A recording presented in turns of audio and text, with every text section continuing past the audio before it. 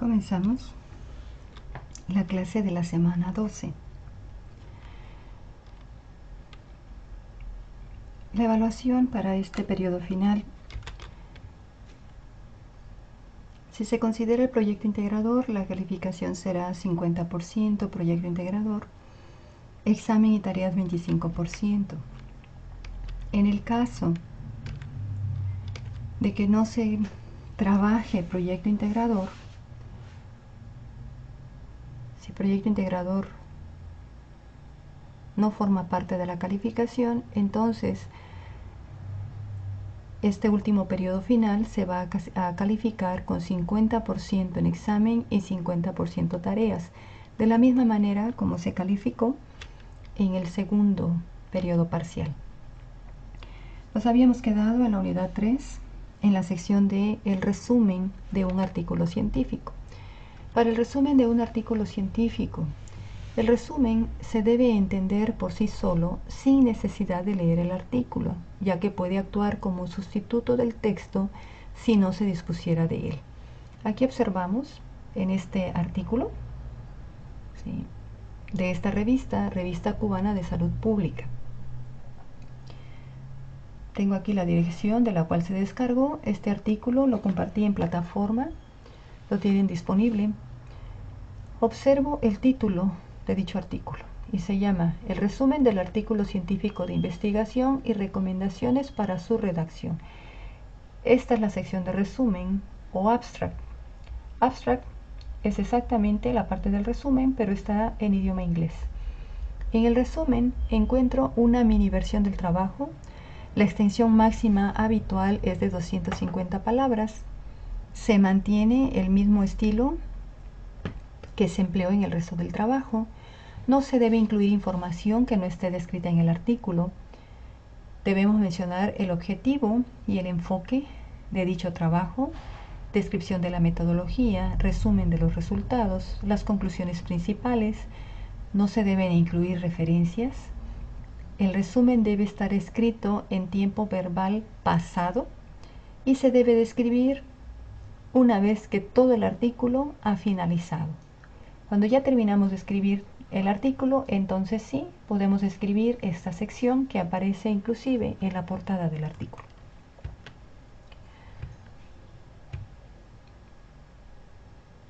Después del resumen puedo observar unas palabras clave, que destacan el tema que estoy plasmando en mi artículo. El resumen va a identificar el objetivo y a exponer brevemente la metodología, los resultados y las conclusiones del estudio. Actualmente, la mayor parte de las revistas optan por un resumen estructurado para los artículos originales. Por resumen estructurado vamos a entender que se mantienen las mismas secciones que en el texto, cuáles son introducción, objetivo, métodos, resultados y discusión. Estas 5 secciones tienen que estar en dicho resumen del artículo. Vamos entonces puntualizando. El resumen de un artículo se va a caracterizar porque puede actuar como sustituto del texto en caso de que no pudiéramos disponer del artículo completo. En muchos casos nos interesamos en un artículo, pero resulta que debemos estar suscritos o debemos comprar el artículo, pagar su precio en dólares. Bueno, pero antes de comprarlo, en realidad el artículo me va a ser útil. Para poder determinar si el artículo me va a ser de utilidad, ¿qué es lo que puedo acceder del artículo para determinar si me es útil o no? Precisamente voy a acceder al resumen o al abstract. Dependiendo de ese resumen, determinaré si dicho artículo me es de utilidad, si vale la pena que yo lo compre. Esa es la razón por la cual el resumen debe incluir todas estas secciones que estamos escribiendo aquí, ¿sí? El resumen tiene que poder hablar por sí solo de todo lo que trata el artículo, a qué resultado se llegó. El resumen debe estar desarrollado en términos concretos y debe mencionar los puntos esenciales del artículo. Debe estar estructurado en las mismas secciones de dicho artículo y no debe incluir citas bibliográficas, materiales o datos que no se mencionen en el texto. En el resumen, no podemos utilizar abreviaturas. Bueno, una vez que ya hemos entendido el título, el resumen de un artículo, ahora vamos con la introducción en el artículo.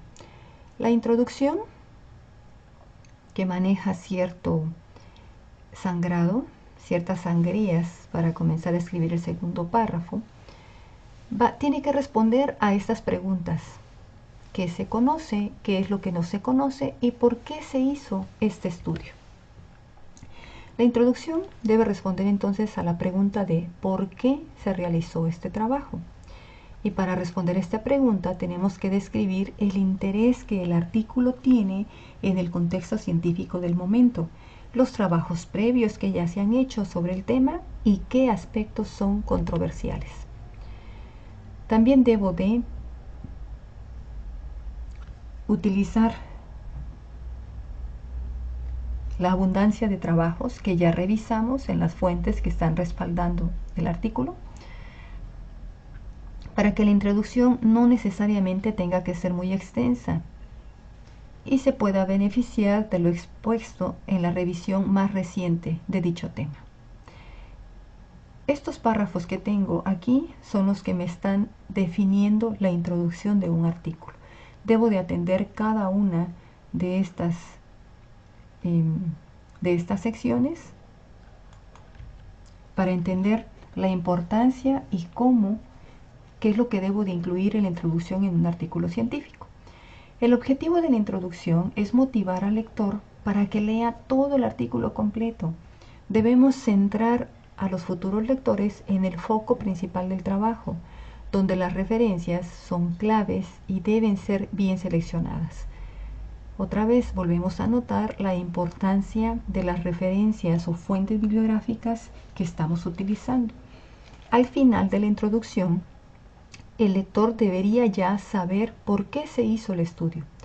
La introducción generalmente termina con la presentación de la hipótesis o los objetivos de dicho artículo. Existen diferentes criterios sobre la organización de la introducción y que el investigador puede tener en cuenta en el momento de redactar la introducción de un artículo. En cualquier caso, la introducción tiene que ser breve, concisa y tiene que estar escrita en tiempo presente, a diferencia del abstract o del resumen. El resumen se escribe en tiempo pasado, la introducción se escribe en tiempo presente, así que ojo con esa diferencia.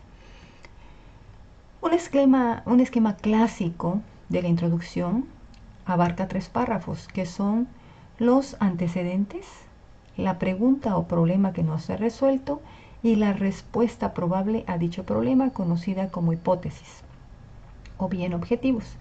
En los antecedentes tenemos que narrar qué se sabe y qué se cree del problema. En la pregunta o problema no resuelto tenemos que decir, bueno, después de todo lo que ya conocemos, no obstante, actualmente no hay datos sobre esta cuestión en particular, que es la que nosotros pretendemos resolver. Y en la hipótesis tenemos que describir por qué se hizo el estudio y justificarlo con razones propias, no con las razones de otros que ya trabajaron sobre dicho tema. Ahora vamos con la sección de materiales y métodos. En los materiales y métodos, pues tenemos las mediciones, las variables que tenemos que explicar, métodos estadísticos, etc. En esta sección se debe responder a la siguiente pregunta: ¿cómo se hizo el trabajo? Se debe dar detalle de todos y cada uno de los pasos que se siguieron para obtener los resultados y de los materiales usados. El método, recordemos que es el procedimiento seguido en las ciencias para hallar la verdad y demostrarla, constituyendo así el diseño de la investigación. Si el método es conocido, solamente se menciona y se precisa la cita bibliográfica en la que se describe dicho método. Si es un método nuevo o si es un método conocido pero que se ha modificado en nuestro trabajo, entonces estamos obligados a explicarlo de manera detallada. La finalidad principal de este apartado es permitir que otros investigadores puedan repetir la experiencia y comprobar la validez tanto interna como externa de dichos resultados, los que estamos plasmando en el artículo científico. En otras palabras, la metodología tiene que ser reproducible, de ahí la importancia de la claridad con la cual tiene que ser expuesta. Aunque ustedes no me crean, hay artículos que han sido eliminados o descalificados, porque en esta sección resulta que la persona responsable del proyecto se inventó la metodología, se inventó datos o se inventó una técnica que posteriormente alguien quiere reproducirla en su laboratorio, en la universidad, y simplemente no se reproduce y no se reproduce y no se reproduce. ¿Qué se hace en ese caso? Pues se puede contactar al autor de correspondencia y comentarle y decirle, bueno, ¿me puedes indicar de manera más detallada cuál es el procedimiento de esta metodología que estás proponiendo? Porque simplemente no logro reproducirla, y eso es válido. El autor de dicho artículo está obligado a dar detalles de dicha metodología. Cuando se descubre que no es posible reproducir tal metodología que está descrita, ese artículo es considerado apócrifo, es considerado inválido, pues, o sea, ya no se le da la validez, ya no se acepta como artículo científico, la revista lo destituye. Si la descripción de los métodos es muy larga, es conveniente dividirla en subapartados que estén titulados. ¿En qué apartados? En los siguientes. Un apartado conocido como diseño. Se describe el diseño del experimento, puede ser aleatorio, controlado, casos y controles, ensayo clínico, prospectivo, etc. En el siguiente subapartado, la población. En la población, bueno, es la población o la muestra sobre la cual se ha hecho el estudio. Describe el tamaño de la muestra, hasta dónde se ha limitado la selección de la muestra y cómo se ha hecho su selección. Siguiente apartado, el entorno. Indica dónde se ha hecho el estudio, si es una escuela, una asistencia primaria, un hospital, etc. Y finalmente este apartado, intervenciones, perdón, me falta otro apartado más. Intervenciones. En este subapartado se describen las técnicas, tratamientos, mediciones, unidades, pruebas piloto, aparatos, tecnología, etc. Siempre se tienen que usar nombres genéricos en este subapartado. A continuación tengo otro apartado conocido como análisis estadístico. En este subapartado se tienen que señalar todos los métodos estadísticos utilizados y cómo se analizaron los datos. Para el análisis de los datos, cuando estamos hablando de métodos estadísticos, los métodos tienen un nombre y decimos, se realizó el análisis estadístico utilizando el método tal, utilizando la metodología tal y tal. Tienen nombre, de ahí que estemos obligados a citarlos.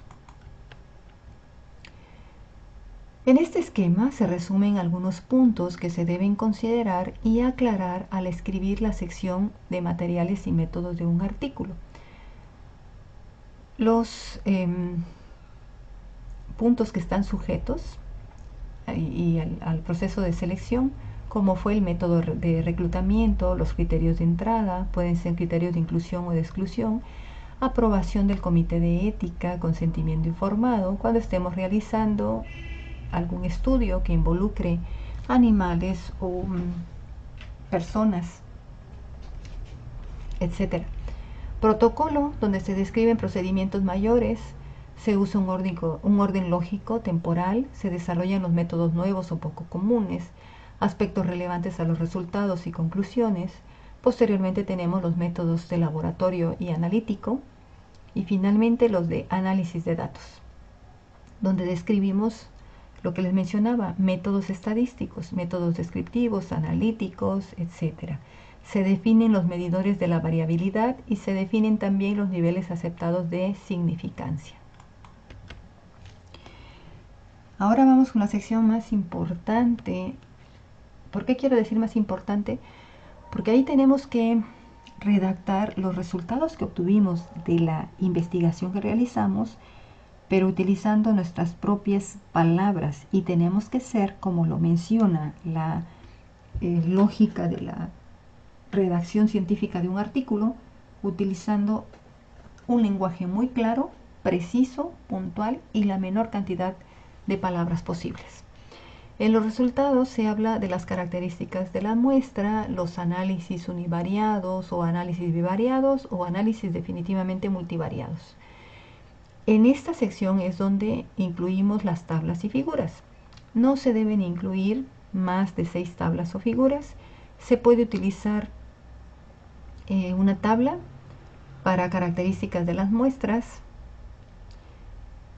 Por ejemplo, los resultados en esta sección deben poder ser vistos y entendidos de forma rápida y clara. Nuevamente, estamos remarcando el lenguaje que se utiliza en un artículo científico, y es en el que hicimos mucho hincapié al inicio de esta unidad. Es por ello que la construcción de la sección de resultados debe comenzar con la elaboración de tablas y figuras, y posteriormente redactar el texto pertinente en función de las tablas y figuras que se incluyeron en el artículo. Esta sección, la sección de resultados, se escribe exclusivamente en pasado. En la sección de resultados se aportan los nuevos conocimientos, lo que se encontró, y debiera ser la sección más simple de redactar. Debiera ser, pero muchas veces es la más difícil de poder escribir. Se tienen que incluir tablas y figuras que por sí solas deban poder expresar claramente los resultados del estudio. Todas las tablas y figuras se van a citar en el texto del artículo. Se tienen que comentar los datos más relevantes de manera que sea posible comprender lo más importante de los resultados sin que sea imprescindible consultarlo, y tenemos que evitar la redundancia. Aquí podemos notar entonces la importancia de las tablas y figuras. No es que yo quiera adornar el artículo científico, es simplemente que estoy recurriendo a una tabla para poder expresar en una imagen lo que tendría que explicar con más de 1000 palabras. Estamos sujetos siempre a una cantidad reducida de palabras, siempre que estemos hablando de un artículo científico. De ahí que las tablas y las figuras sean herramientas de gran apoyo para poder ilustrar los resultados de una manera clara, precisa y puntual. Algunas consideraciones al momento de presentar los resultados son las siguientes: estar seguros de haber entendido los resultados antes de escribirlos. Posteriormente, presentar los datos sin interpretarlos. Después, usar subtítulos para cada uno de los párrafos. Las determinaciones y estadísticas tienen que ser significativas. Si no son significativas, ¿para qué incluyo un análisis estadístico? Después, usar sistemas internacionales de unidades. Si tengo duda de cuáles son los sistemas internacionales de unidades, podemos visitar este sitio, www.metric1.org. Aquí tengo bien especificadas el Sistema Internacional de Unidades, en el caso de que no lo recuerde. Tenemos que utilizar comas si estamos redactando un artículo en español, o puntos para un artículo en inglés cuando queremos denotar decimales. Se debe obviar información que sea innecesaria y repetitiva. Bueno, este es el esquema general que puede servir de guía cuando se escriben los resultados de un artículo científico. Posteriormente, después de los resultados, viene la discusión, y aquí quiero comenzar con la cita de Albert Einstein: si usted va a describir la verdad, deje la elegancia al sastre. En la discusión, pues tenemos que establecer qué fue lo que encontramos, tenemos que delimitar las limitaciones y las fortalezas del estudio, discutir la relevancia de la literatura actual, y también tenemos que delimitar ciertas implicaciones.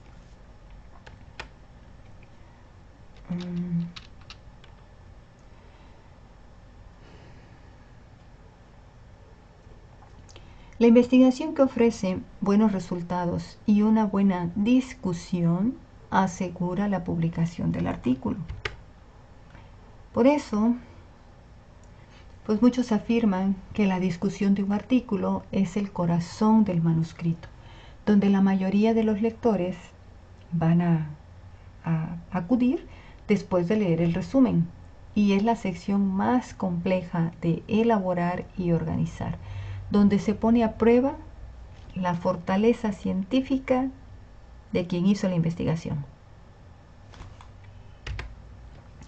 En esta sección se van a interpretar los datos en relación a los objetivos originales y la hipótesis que establecimos, así como también al estado de conocimiento actual del tema en estudio. Algunas sugerencias que van a ayudar a elaborar la discusión en un artículo científico son las siguientes. Comparar conclusiones propias con la de otros autores. Identificar errores en la metodología que establecimos en el artículo. Alcanzar ciertas conclusiones como ¿qué es lo nuevo? No repetir la presentación de resultados en la forma más general. Escribir esta sección en presente, al igual que la de resultados. Resultados y discusión se escribe en presente, el resumen se escribe en pasado. Estos datos indican que, ¿sí?, porque los hallazgos del trabajo se consideran evidencia científica. Tenemos que identificar necesidades futuras de investigación o perspectivas, especular y teorizar con imaginación y lógica sobre los aspectos más generales de las conclusiones. Esto pues puede avivar el interés de los lectores. Y finalmente tenemos que sacar a la luz y comentar claramente, en lugar de ocultar, los resultados que hayan sido anómalos, dando una explicación lo más coherente posible o simplemente diciendo que esto es lo que se ha encontrado, aunque por el momento no le encontremos ninguna explicación. Si el autor no lo hace, seguramente lo va a hacer el editor o revisor de la revista. Y ahora llegamos a la parte de bibliografía en un artículo. Bueno, para la bibliografía me gustaría utilizar las palabras de William Roberts. Los textos que contienen innumerables referencias revelan más inseguridad que erudición.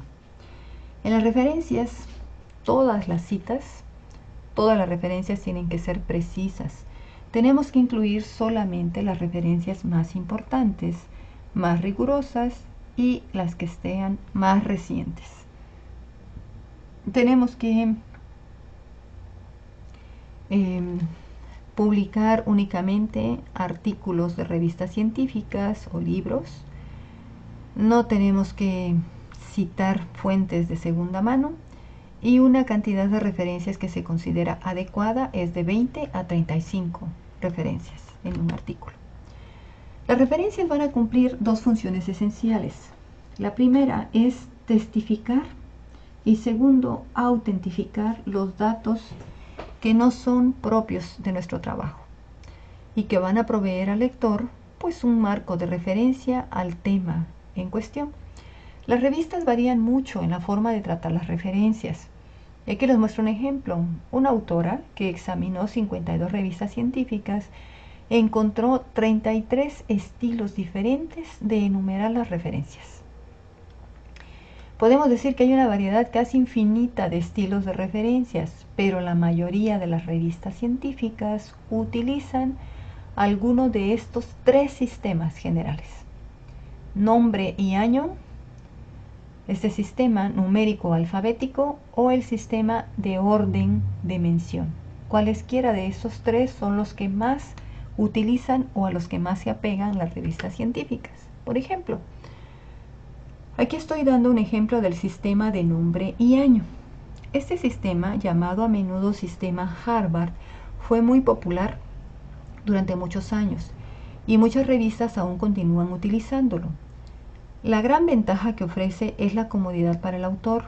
Como las referencias no están numeradas, pueden añadirse o suprimirse de manera muy fácil. Y aquí estoy mencionando el ejemplo. Day R.A. del año 1996, Cómo escribir y publicar trabajos científicos. Editorial, publicado en la ciudad de Washington, ciudad capital o distrito capital.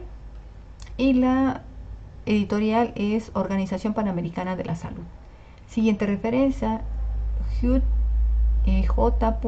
del año 1986. El título es Guidelines on Authorship of Medical Papers. El título de la revista es Annual Intermed. Es este volumen y estas son las páginas. Y posteriormente tenemos un tercer ejemplo. Este es el sistema de nombre y año. Tengo el nombre y tengo el año en cada una de ellas. Nombre y año, nombre y año. Como es más de un autor, pues podría decir nombres y años. Ahora vamos al siguiente sistema. Es el sistema numérico alfabético. Este sistema consiste en citar por número de referencias una lista alfabetizada. Es una modificación moderna del sistema anterior que les acabo de mostrar. Otra vez comienza el nombre y el año, nombre y año, nombre y año, y va por orden alfabético. Pero antes de cada una de ellas voy a anteponer un número que me está indicando una relación perfectamente numerada en orden coherente de estas referencias. La cita por números mantiene los gastos de impresión dentro de los límites razonables. La lista alfabetizada, si es larga, pues resulta relativamente fácil de preparar para los autores y también de utilizar para los lectores. Es cuando vemos un párrafo y en ese párrafo aparece un numerito como superíndice. Ese numerito está referenciando al lector a la sección de bibliografía. Veo el número y me doy cuenta cuál es la fuente que se está utilizando para respaldar lo que se ha descrito en dicho párrafo. Y por último tenemos el sistema de orden de mención. En el sistema de orden de mención observamos que las referencias se citan por número según el orden en que se van mencionando en el artículo. Entonces aquí yo no tengo un orden alfabético.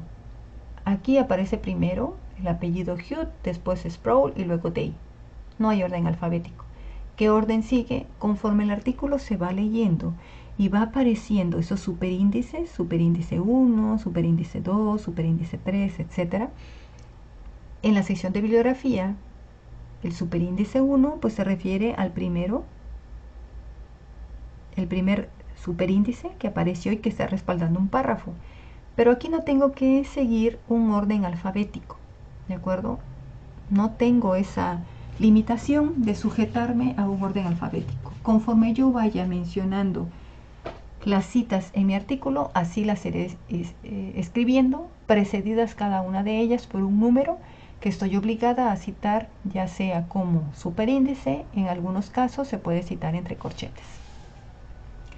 A los lectores con frecuencia este modo de proceder les agrada porque pueden acudir rápidamente a la lista de referencias en el caso que lo deseen, siguiendo el orden numérico a medida que las van encontrando en el texto. Es un sistema útil para las revistas en que cada artículo contiene solo algunas referencias. El formato y estilo de citación que suelen emplear la mayoría de las revistas son los requerimientos de uniformidad para manuscritos enviados a revistas biomédicas, escribir y editar para publicaciones biomédicas, cuyo texto oficial lo podemos encontrar en esta dirección de internet. Este documento remite a su vez al estilo estándar ANSI adoptado por la Biblioteca Nacional de Medicina, National Library of Medicine, de Estados Unidos para sus bases de datos. Un aspecto importante de considerar es que las referencias se van a citar según la normativa exigida por la revista elegida para publicar el artículo.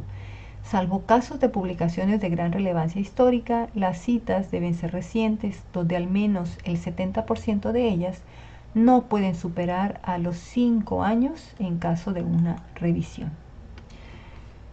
Ahora vamos a la novena sección de esta unidad 3 y es la lógica en la escritura científica.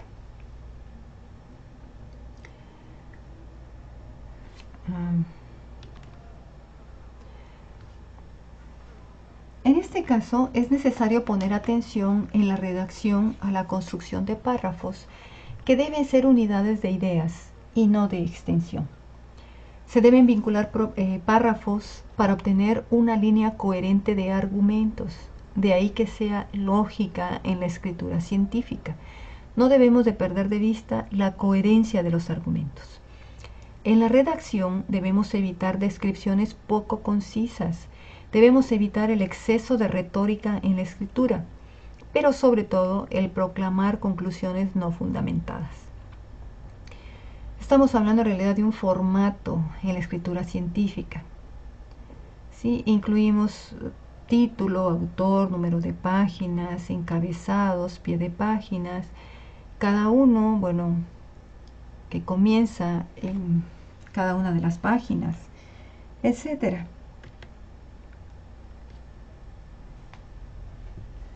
A continuación se muestran algunos de los vicios gramaticales más frecuentes en la escritura científica de un artículo. Utilizar mayúsculas para designar conceptos o palabras venerables. Esto es lícito para literatura panfletaria, no para proyectos de investigación. Puede resaltarse un poco con negrita o cursiva. Las mayúsculas se utilizan solo para referirse a personas físicas o morales. Se puede incluir en una sola frase muchos interrogantes. Esta es una de las también de los vicios gramaticales que debemos de evitar.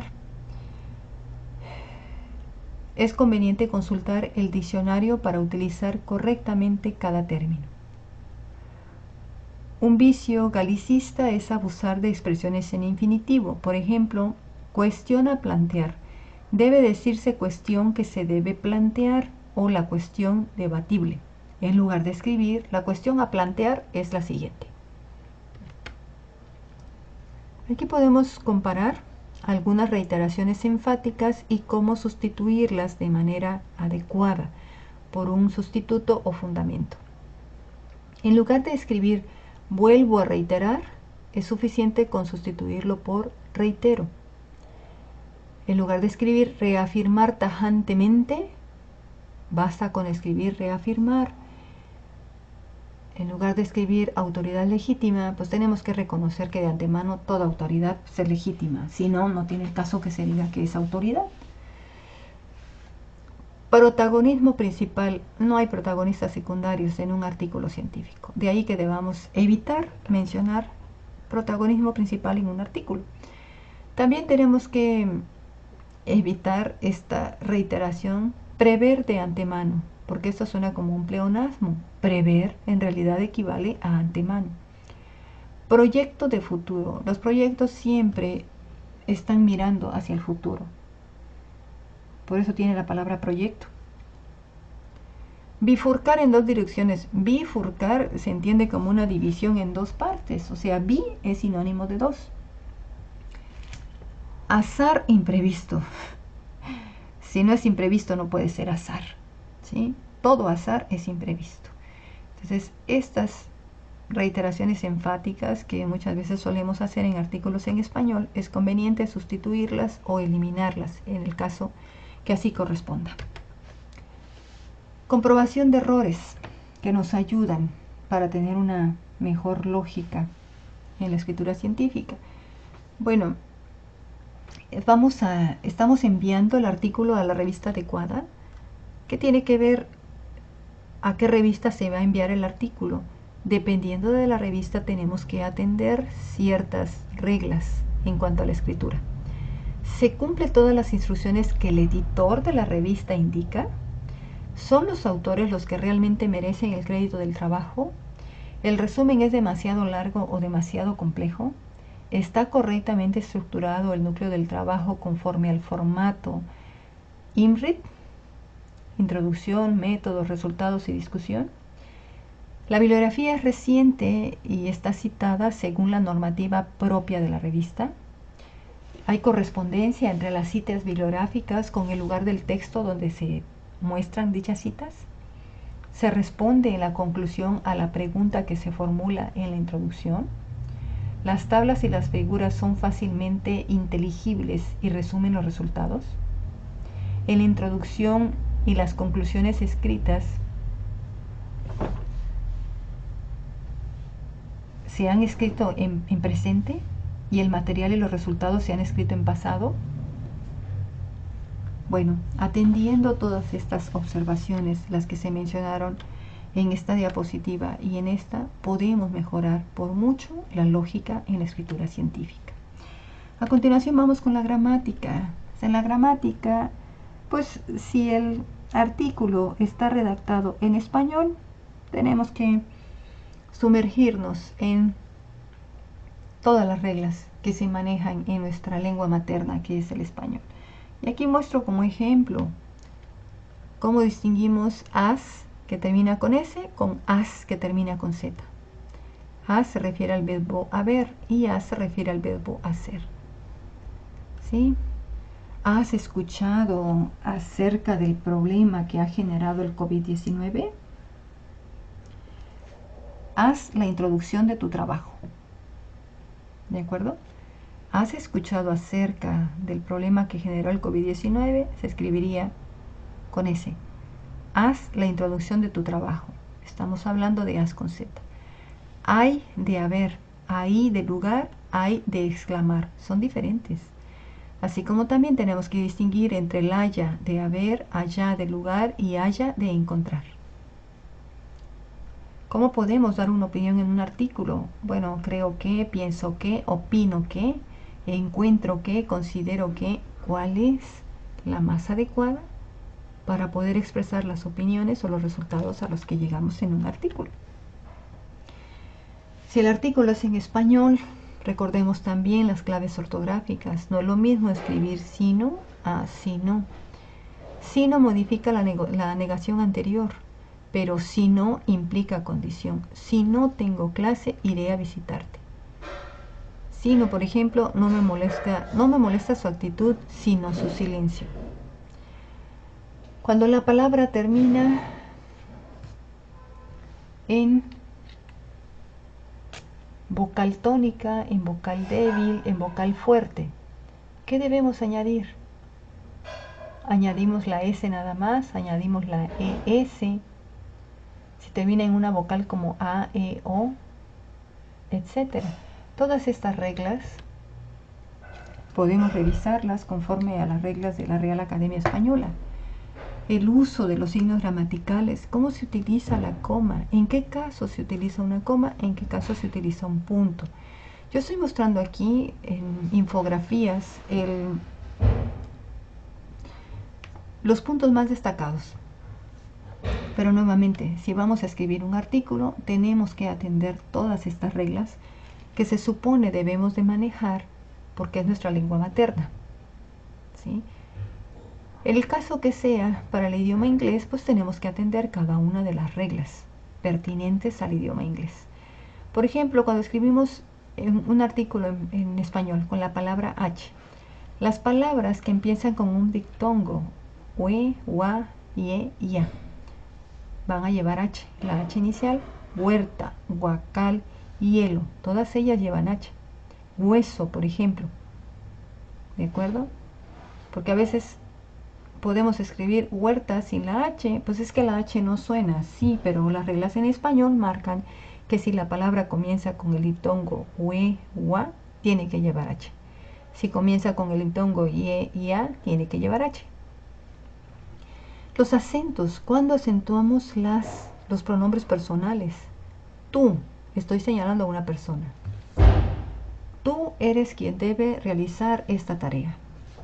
En cambio, cuando hablo de el pronombre posesivo, tu presentación fue excelente. Tu presentación, la presentación de la persona a la que me estoy refiriendo, no lleva acento. Pero cuando a la persona le digo tú tienes que realizar esta presentación. Estoy señalando a quién va a realizar la presentación. En ese caso, pues sí lleva acento. Puedo distinguir también él del varón al que esté señalando, de él, el artículo. Te con acento de te, mi de acento de mi, de con acento de, que no llevan el acento. Las preposiciones en español, que son muchas veces dolor de cabeza, bueno, aquí están mostradas de manera resumida, con base en el nivel de acuerdo con, desde mi manera de ver, desde este punto de vista, sobre esta base. Muchas veces las escribimos de manera incorrecta. Por ejemplo, en base a, no, en base a es incorrecto. Lo correcto es con base en. A nivel de tampoco es correcto. Lo correcto es en el nivel de. De acuerdo a no es correcto. Lo correcto es de acuerdo con. A mi manera de ver las cosas. Desde mi manera de ver las cosas. Esto es lo correcto. Bajo este punto de vista tampoco es correcto. Lo adecuado es desde este punto de vista. Bajo esta base no es correcto. Lo adecuado, sobre esta base podemos concluir lo siguiente. Tenemos también en esta infografía los valores del C. Sustituto de le, cuando reflexivo, recíproco, con voz media, enfático, morfema verbal, etc. ¿Sí? Es recomendable que recordemos todos y cada uno de estos usos. Las diapositivas ustedes la tienen a su alcance. De cualquier manera pueden ingresar a la página de la Real Academia Española y poder empaparse nuevamente de las reglas si es que las hemos olvidado para tener un adecuado uso del idioma español.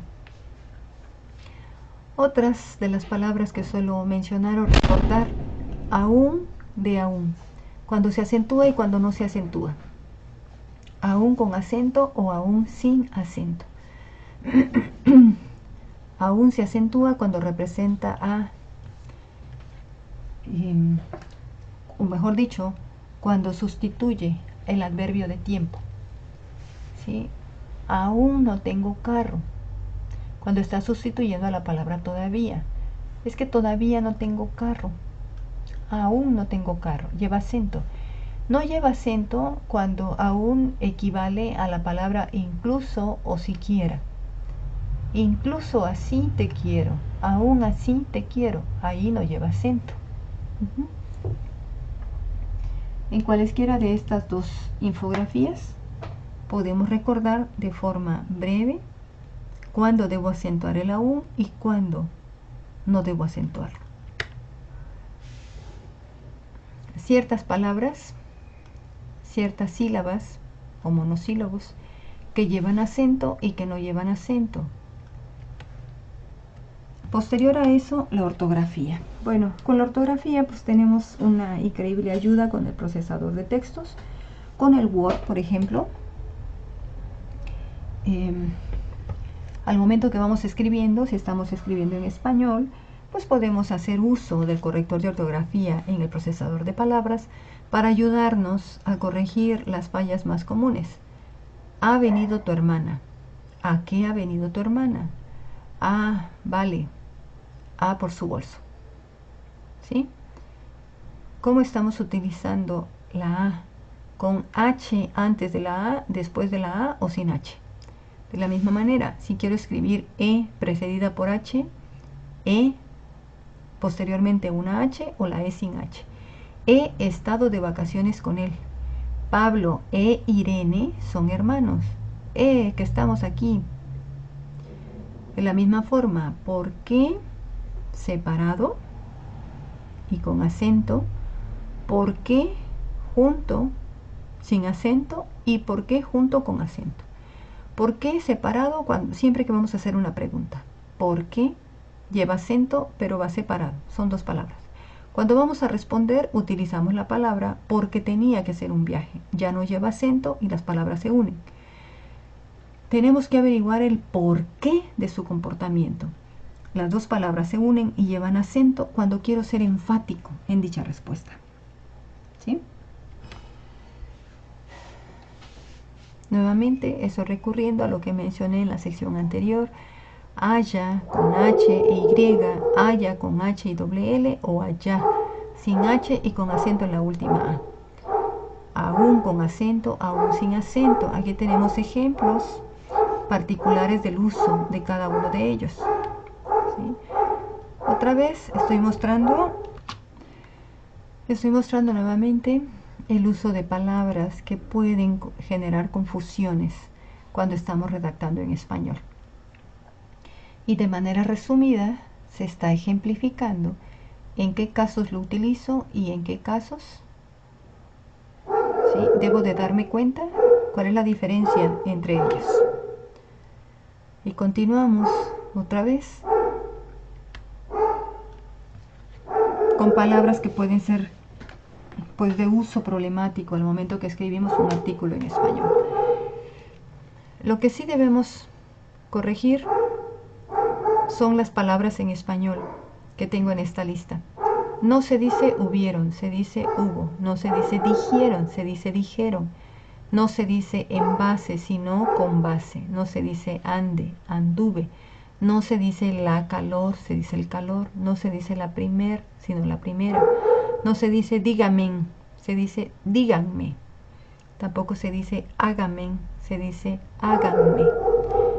Tampoco se dice respóndamen, sino respóndanme. Tampoco se dice demen, se dice denme. Las formas que son correctas, más sin embargo, no es correcto. Lo correcto es sin embargo. A la final tampoco es correcto. Lo correcto es al final. Se le avisa desde ya, no es correcto. Lo adecuado es se le avisa desde ahora. Y así puedo encontrar toda una serie de listados que me pueden ser muy útiles al momento de redactar un artículo. Las 5 formas de escribir el porqué que hace apenas un momento mencioné de manera breve. ¿Por qué separado y con acento? ¿Por qué seguido sin acento y por qué seguido con acento? ¿Por qué separado y sin acento?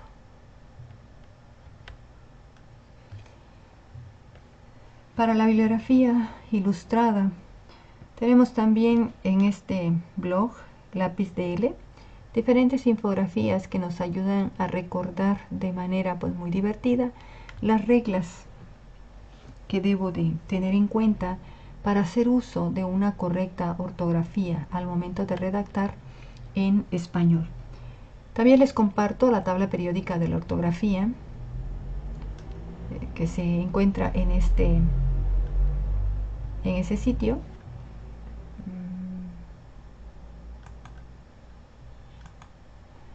En sinfaltas.com. Por ejemplo,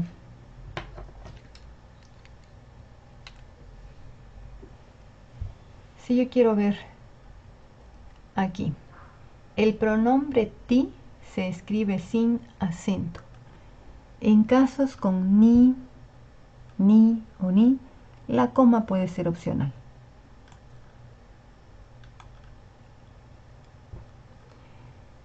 Se fusionan a y el, salvo antenombre propio con el.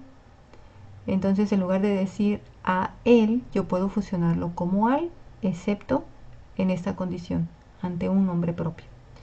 Entonces, aquí tenemos resumidas también muchos tips que pueden ser muy adecuados al momento de escribir un artículo en español.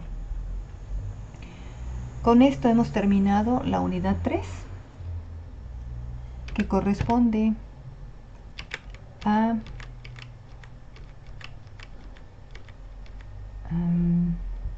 permítanme, a este artículo, ¿sí? La unidad 3, escritura científica. Hemos terminado ya todas las secciones que nos marcaba la unidad 3. El artículo y cada una de sus partes. Vimos que era el título, en qué consiste el resumen, la introducción, los materiales, métodos, resultados, discusión, bibliografía, la lógica, la escritura científica, la gramática y la ortografía. Con esto terminamos la unidad 3 y nos compete ya la 4ª y última unidad. Eso es todo por hoy. Que tengan excelente domingo. Hasta luego.